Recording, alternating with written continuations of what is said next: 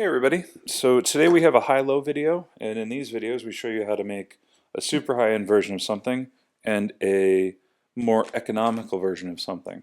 And we do this so that you can choose if you want to make yourself something super nice, or if a customer wants to spend over $100 on something, they have that option.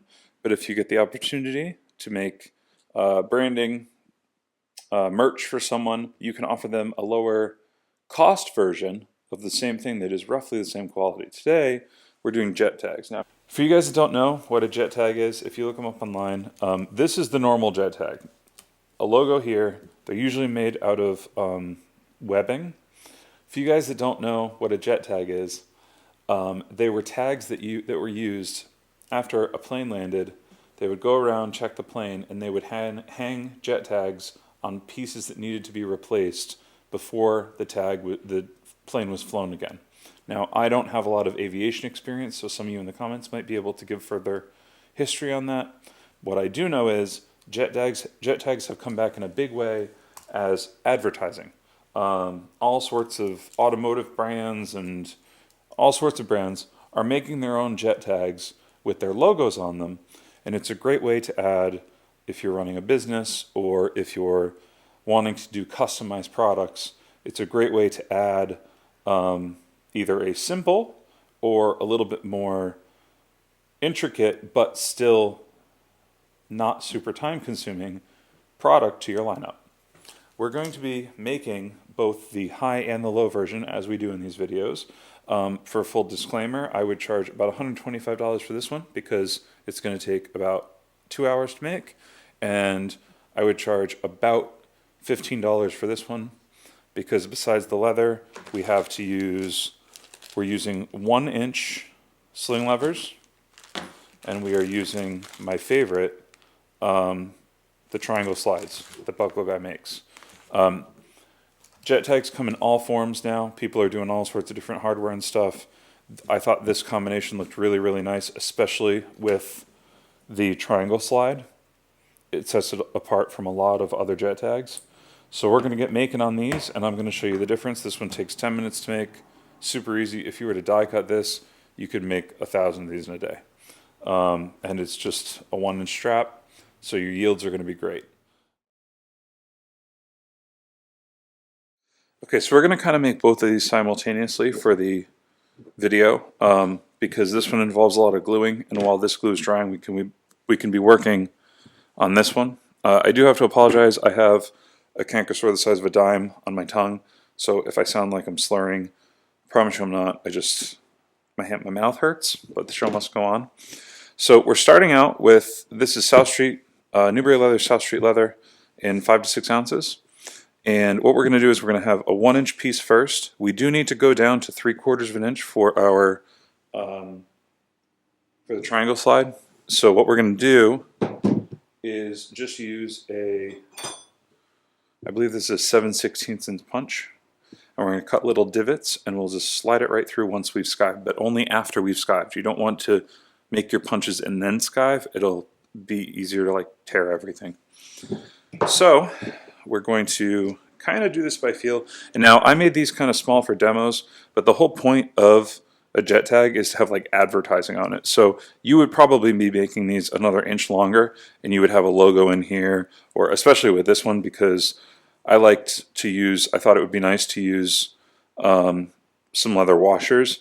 You could either omit this and just step this down to 3/4 of an inch, or you could use 1-inch slides instead. They make those, and then you have a whole space to stamp your logo. Easy peasy, 2 rivets, that's it. This is the side our sling lever is going to go on. So I'm going to skive down probably about 1 inch of that, because this is going to also have leather over it.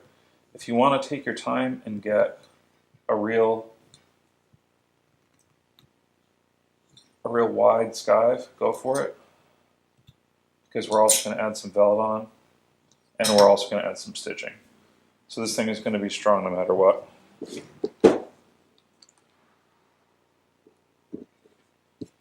Just like that.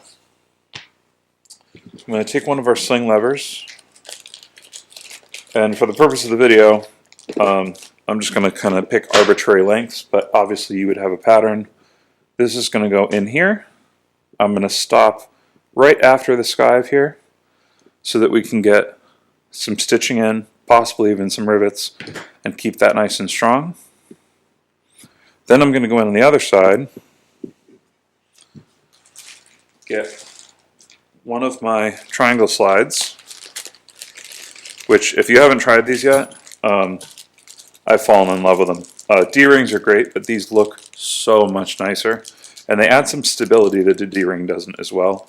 And I like the way they come to a point, because whatever you're hanging it off of, it like totally centers, doesn't kind of wiggle around as much. Not to trash talk split rings, I love split rings too, but these are really cool for applications like this. So we're going to use our Sharpie here just to decide where we want that to land. And I'm going to say about here. So what I'm going to do is draw a line inside, and I'm going to draw a line a little bit past it, like that.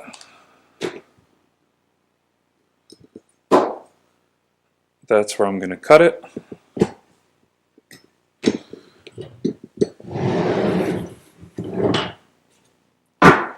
Then I'm going to take my punch, and you can use a 1/2 inch punch too. You don't need to go crazy. I'm going to make my punches just little kind of 1/3 round punches on that line where we decided we were going to have our triangle slide. So we're going to skive from this line here down.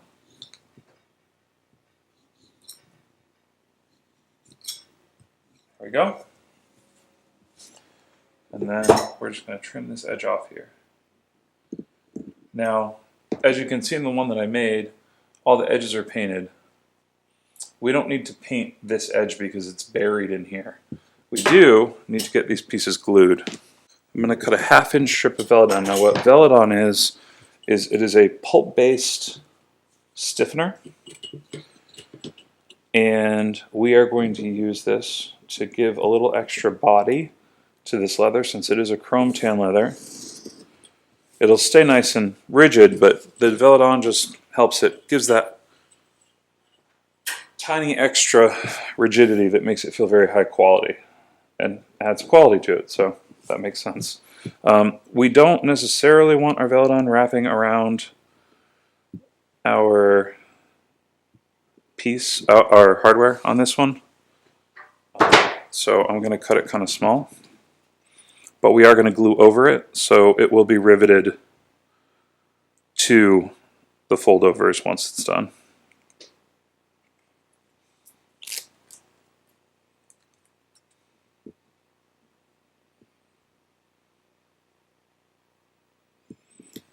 Just like that. Now, we're going to put our stamp lever on, and I'm going to make little marks where I need to glue. So I need to glue there, I need to glue there,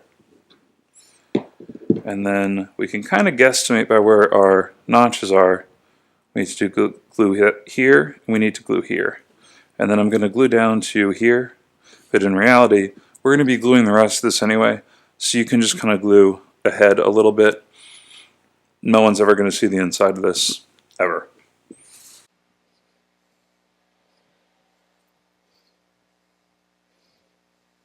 And we're going to set that one aside for some dry time. And while we have this set aside, we'll start on our lower price but more economical version. So on this piece, I decided to try some leather washers. They look nice, but you don't need to use them, so we're not going to use them in the piece that we're making, but you can at least see what they would look like. I have a 1 inch strip of leather here, and I have a 3/4 inch strip of leather here. The nice thing about basically both of these pieces is you need very little leather. So if you're buying a hide to make a big batch of these, your cost your leather cost is going to be really low. The hardware is a little higher, but the leather cost is low. Your yields are going to be pretty crazy. For the 1-inch piece, I'm going to round off one side.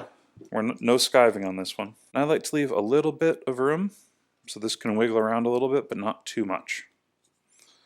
And so I'm going to mark with the Sharpie so you guys can see.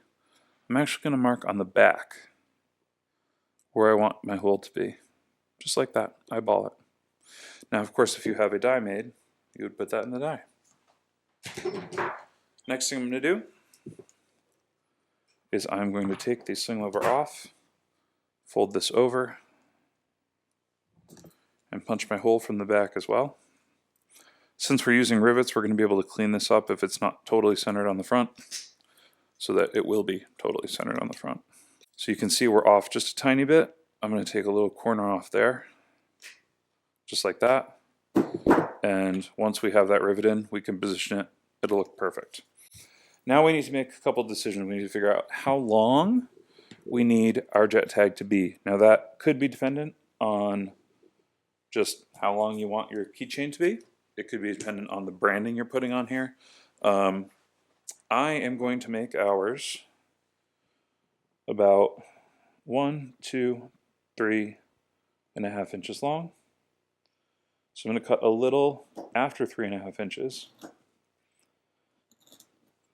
And then we're going to round it over again with our 1-inch strap punch.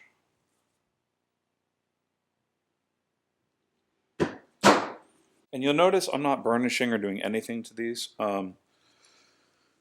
These will be used in hands and they'll burnish naturally, and that is one of my favorite looks, is naturally burnished leather. If you want to go through and burnish every single piece, by all means do it. Again though, it adds price, it adds time, and your average consumer isn't going to look at that and go, I can't believe they didn't burnish all those little pieces. Whereas this one, you're going to want to burnish paint the whole 9 because you're selling it for a higher profit. So for the 3/4 inch section, what we're going to do, again, is we're going to take our slide here. We're going to slide that up,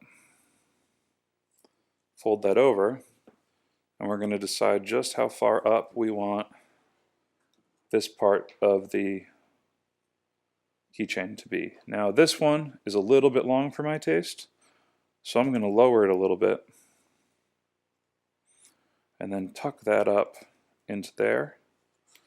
So that's about where I want it. I like to use my fingernail to just make a little tiny mark right there. That's all you need sometimes is a fingernail. I do apologize if they're not the cleanest. And then we're going to cut this like this. There we go. Now that is the piece we need to attach this to this. And I'm going to do the same thing here. The first thing I'm going to do is I'm going to punch holes through these 2 pieces. That's step 1. Now this piece is a little to the right, so we'll bring her over to the left a little bit. Then here's a little tip. We like this round, we like looking at this round, but in here we can cut this flat because it's meeting up with a flat piece of hardware. And that'll make everything lay a little bit nicer. Then we're going to go and use my Sharpie, which you guys, thank you for the feedback, has made it apparently much easier to see where I'm making marks on video. Would have never thought of that myself.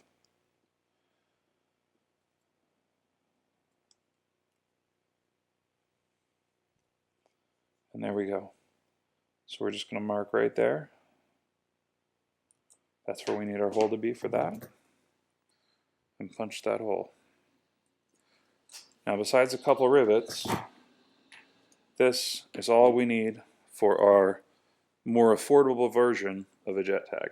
So over at the press, this really shows off how easy these guys are to make in their simplest version. We just got 2 rivets to set. I'm going to set the big one first. Doesn't matter which one you set first. We have to pick our setting die, which I believe we're going with the biggest one, which we are, because this is 1 inch thick strip. So you don't want to use a strap that's too, rivet that's too small, or it just won't look right, won't look proportional. So I'm going to go in here, rivet that down. Then we're going to take our fold over piece, slide on our second piece,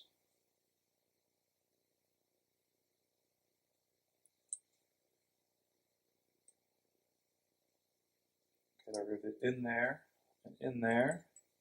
and a cap on here. Now this piece is a little tricky because you want to make sure it stays straight, right? So what I like to do is I'll hold the base piece and I'll pull this straight, and I can kind of sight it to see if it's straight. And then what you can also do is partially set the rivet. So it's not fully set. I can wiggle this if I want to, but it stays where I want once I wiggle it. So that's exactly where I want it. Looks great on both sides. Now we can go and really, not hammer it down, but fully set the rivet. And that's it. That's the project. That is the lower priced version. You would put a logo right here, but it will make you stand out from all the other jet tag makers by miles, because everyone's doing these with cheap hardware and in nylon. It is cool to have your name embroidered in nylon, but it's even cooler to have a jet tag that's made out of leather and solid brass that'll last you for 30 years. So the first thing we're going to do is slide our big guy onto here and glue him down. Get that nice tight fit. Second thing we're going to do is we're kind of wrap that in half, but not enough so that the glue sticks to itself.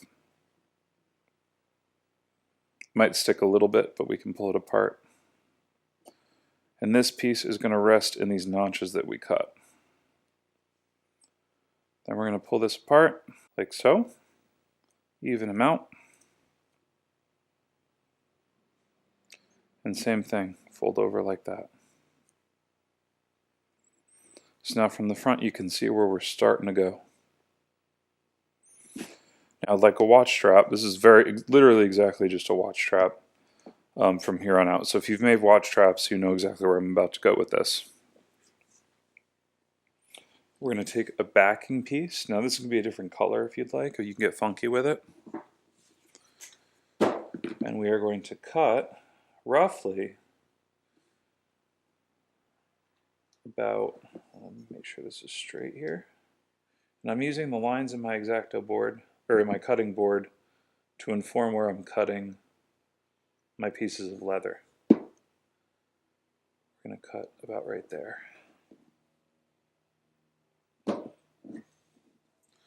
Then we're going to come over here and we're going to skive a little bit.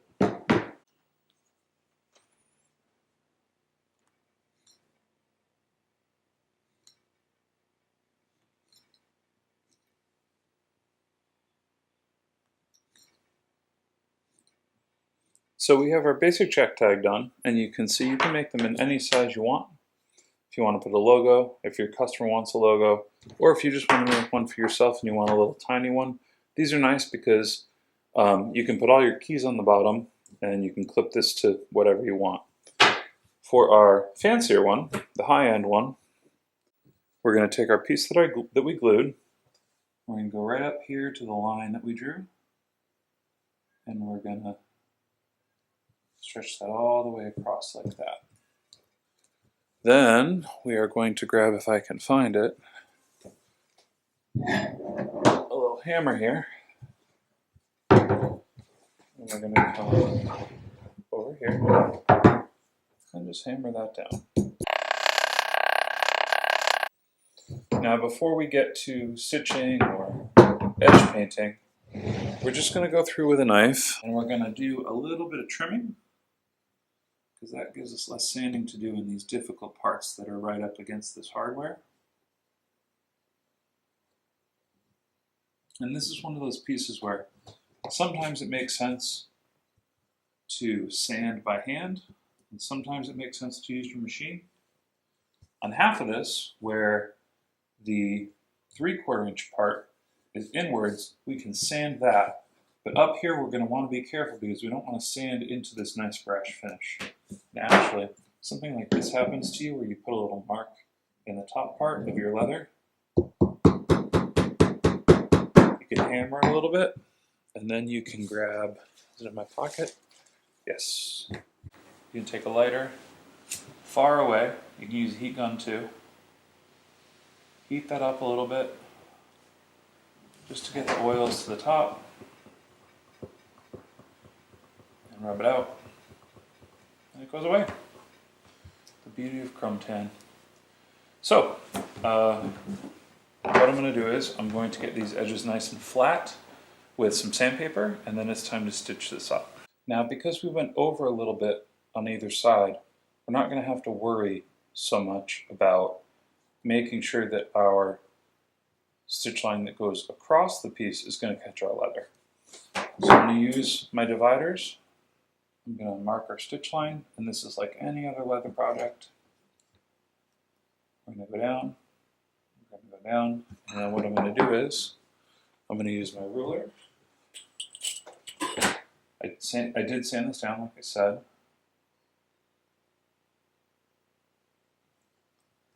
And we're going to make our stitch line for this part. Make sure it's nice right angle. So you don't want to go all the way because we're not wrapping this around. And it's important you don't wrap it around on something like this because if it's going to be used as a keychain, the abrasiveness of taking it in and out of pockets and stuff, that's going to tear that thread really quick, whether it's a poly thread, a nylon thread. It'll last a year or two, but eventually that's going to be the first point of failure. So now we have to punch and stitch this up.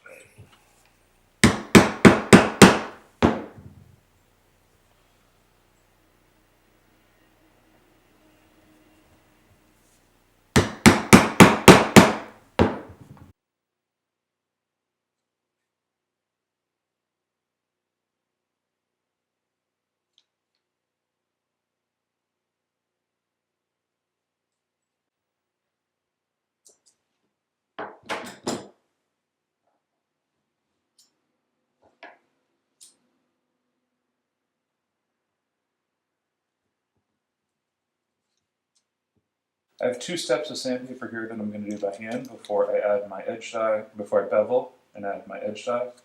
This is about 220 grit. And I'm going to do this one by hand because I want to make sure, what I'm going to do is, I'm just slightly turning this over to where there's no sandpaper. So then when it hits my brass piece, it's not going to scratch it. And you can see here, because we have this inset, it's going to go straight over that piece and not touch it.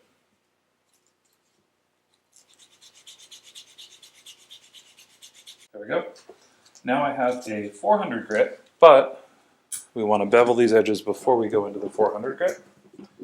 So I'm going to take my beveler, take this sharp corner off if there is one. Sometimes with chrome tan, there just isn't anything to bevel. I'm going to use my standard, I feel like I've broken record at this point, 2/3 Phoebing's light brown pro dye and 1/3 Phoebing's dark brown pro dye. And we're going to go in. Oh, we're going to get that marker loaded up. And we're going to go in, and this is where these markers really shine because you have a lot of control over exactly where you want to put that dye. So I purposely didn't dye the corners here so I can show you. Say you forget to dye the corners before you install this piece of hardware. You can tilt it one way, use this nice sharp tip, and go around to get that. Then you can tilt it the other way, and you can go around and do that. And plus, brass. Get any dye on it, you just wipe it off.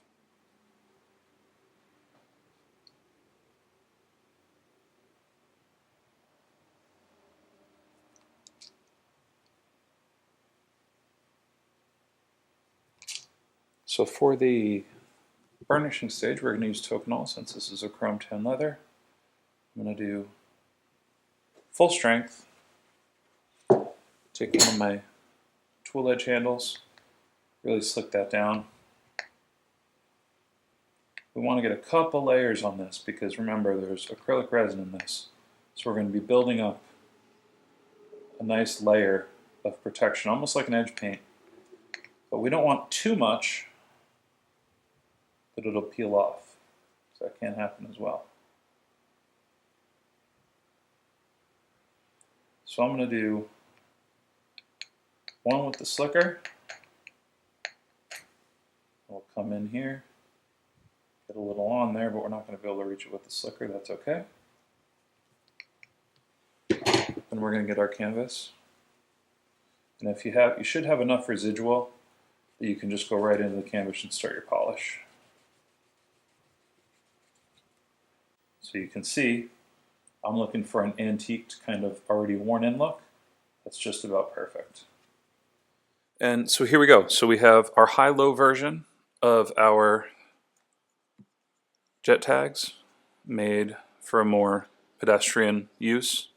Now the big thing is going to be price, right? Because if you're watching this video, you're probably looking for new, easy ideas to batch make or off-risk products. So I'm going to give you some pricing. I don't usually do this, but these are a lot cheaper than you expect because they're cast iron. They need to be strong. The thing that Buckle Guy does that I really like is they give you volume pricing directly on the website. You don't have to have an account, nothing like that. So for the sling levers, if these are brass plated, so these are the most expensive you can get. They start at $4.26. That's for 1 to 10, but you can order up to 1,000 plus. Once you get that volume up, I think up to about 100, you're getting lower. They max out at $2.77 per unit on this piece of hardware. The triangle slide, if you go for the 3/4 inch, ordering 10 or less, $1.37, but you can get it all the way down to 82 cents a unit if you're ordering 1,000 of them. The other thing is if you want to go a full inch on these, they start at $1.98. Now these are solid brass and they're finished wonderfully, but if you can get down to that 500,000 unit quantity, you get a big job or you're making a lot of these, you can get them down about to $1.20 each. If you get this in just iron, they are, I believe, $3.88 just to buy one, and they actually go down to about $2.50 if you're buying 1,000 of them. And they have breaks at like 1 to 10, 10 to 100, 100 to 500, 500 to 1,000, 1,000 up. So that's the one thing I like about Buckle Guy is that you don't have to call, you don't have to get a rep, even though they're very nice there. You can just do it online. There will be a link in the description for everything. We do get a small affiliate link. It does help the channel. But it's not that big of an affiliate link. I just like to help you guys. This is a great project as we go into possibly a recession, possibly who knows what. These are great products that you can go to business and say, hey, I can stamp your logo in here. You have a surfboard company, you have a bicycle company, you have a car company, you have a parts company. These are great products. This is probably going to be a custom one-off, but that means that at $4 for hardware, maybe $1 for leather, you're about $5 into this. You could sell this for $12 and more than double your money. And that's important. That's how you get by in when things get tough. You sell a ton of these. The thing about this one is, the one that I made off camera, I don't even know what size these are. These are the tiniest size rivets that Buckle Guy sells. It does add kind of an IWC watch look, and they do sell them long enough to go through this many pieces of leather. But as you can see, it really doesn't make, it adds a little something, but you also want to make sure that you're showing the customer things that make sense that you want to make. If you don't want to add rivets, don't show a customer a piece that has rivets in it because then they know you'll be able to do it. Show them just the plain piece and they'll assume that's what you can do. All right? So this has been high-low on jet tags. I hope you guys get out there, start selling them. They're good for markets. They're good for mechanics. They're good for Really, they're good for boats too. Selling them for they're good to sell to anybody. They're good for wholesale accounts. Um, they're just a good project to make, whether you want to make one for yourself really quickly or you want to batch them out and start building a wholesale business. And we're trying in the new year to give you guys products that you can get the hardware easily, that is high quality. And once someone buys one of these, they're not going to need another keychain for years and years and years. So it's a good way to have your logo or their logo or whatever on this just floating around the world for years. So thank you guys so much for watching, and we'll see you in the next one.